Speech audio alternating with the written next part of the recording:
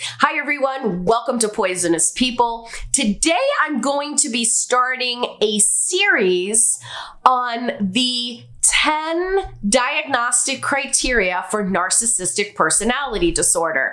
Now you might be saying to yourself, wait a minute, did she just say 10 criteria for NPD? I did. Many people are not aware that in order to be diagnosed with any personality disorder, whether it's cluster A, cluster B, or cluster C, the person in question has to first meet the criteria for a personality disorder to begin with. And so when you look in the DSM, there is a section on personality disorders. This section comes before the section explaining cluster A, cluster B, and cluster C. So this section, I'm pretty certain, is referred to as the definition of a personality disorder by most clinicians. I prefer to call it Criterion Zero. Why? Because it comes before number 1 for every personality disorder. So Criterion Zero, if we read right from the DSM, I'm reading from the DSM-5, and this is on page 645, and it says, this chapter begins with a general definition of personality disorder that applies to each of the 10 specific personality disorders. This is the first thing I'm going to consider, because if they just meet the criteria and they don't meet the criteria for an actual personality disorder, they don't have a personality disorder at all. Continuing on, it says, a personality disorder is an enduring pattern of inner experience and behavior that deviates markedly from the expectations of the individual's culture, is pervasive and inflexible, has an onset in adolescence or early adulthood, is stable over time, and leads to distress or impairment. So if I skip ahead to the next page, 646, it's the outline form of that paragraph that I just read to you. An enduring pattern of inner experience and behavior that deviates markedly from the expectations of the individual's culture. This pattern is manifested in 2 or more of the following areas. Cognition, which is ways of perceiving and interpreting self, other people, and events. Affectivity, the range, intensity, lability, and appropriateness of emotional response. Interpersonal functioning, in other words, how they get along with other people, and impulse control. B, the enduring pattern is inflexible and pervasive across a broad range of personal and social situations. So inflexible and pervasive means that it doesn't change. And this is how personality disorders are different from mental health disorders or mental illnesses. Mental illnesses, many of them are temporary, right? When you have a personality disorder, it doesn't go away. So we might see somebody who has depression, and that depression can go away from time to time, or it can go into remission and then it can come back. With a personality disorder, it's not flexible. It doesn't change. It doesn't go away. It's pervasive. Criterion C. The enduring pattern leads to clinically significant distress or impairment in social, occupational, or other important areas of functioning. In many cases, people with personality disorders, they don't think there's anything wrong, but the people around them will definitely tell you there is something very, very wrong. So when I look at Criterion C, I'm always looking at, is there distress?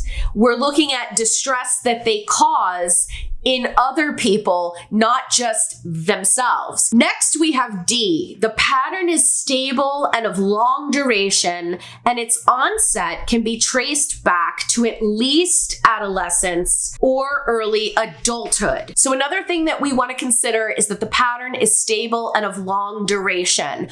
When we're diagnosing various mental illnesses, each one of those diagnoses will usually give us a duration of time that we can look for before we say, that's it. This person has depression. So for example, for major depressive disorder, the symptoms have to be in place for a minimum of 2 weeks. For something lesser than major depression, like dysthymic disorder, which is also known as persistent depressive disorder, those symptoms have to be present for a minimum of 2 years. When it comes to a personality disorder, it just says long duration. So that could pretty much be years and years and years and years. We want to see a pattern throughout this person's life. And it also says that the onset can be traced back to at least adolescence or early adulthood. That means that we can trace it before then. We can trace it back to childhood. But typically, personality disorders don't show up in adulthood. They will show up or start to really become noticeable in adolescence or early adulthood, but they don't just seem to pop out of nowhere when someone's like 35. You know, it's not like this person was a well-functioning adult and then just out of nowhere became a narcissist. That's just not how it works. Okay, next we have E.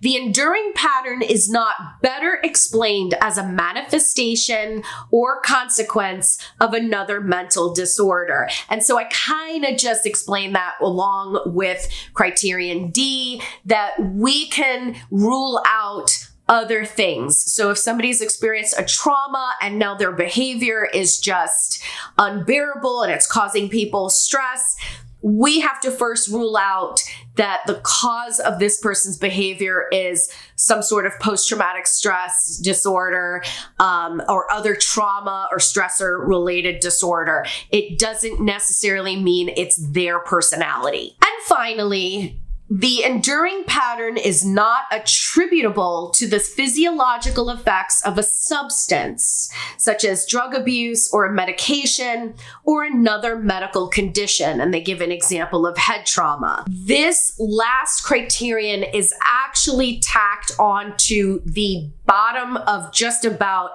every single mental disorder in the DSM. That's probably the last thing on the bottom of the list, is to make sure that we can't explain this some other way. So once we rule out everything else, then we can say this person has a personality disorder. In plain English, I tend to go back to the little paragraph that I showed you in the beginning. I personally put a very heavy emphasis on the first part of that definition.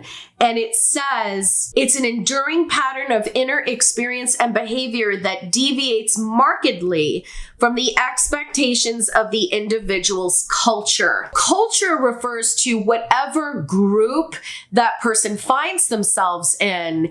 And the reason this is so important to me personally is because it helps us to determine what we're dealing with when we're diagnosing people who are younger. And just so you know, it's not written here in stone, but it's usually good practice to wait until somebody is at least 18, definitely by age 25, before we diagnose them with a personality disorder because of what I just said.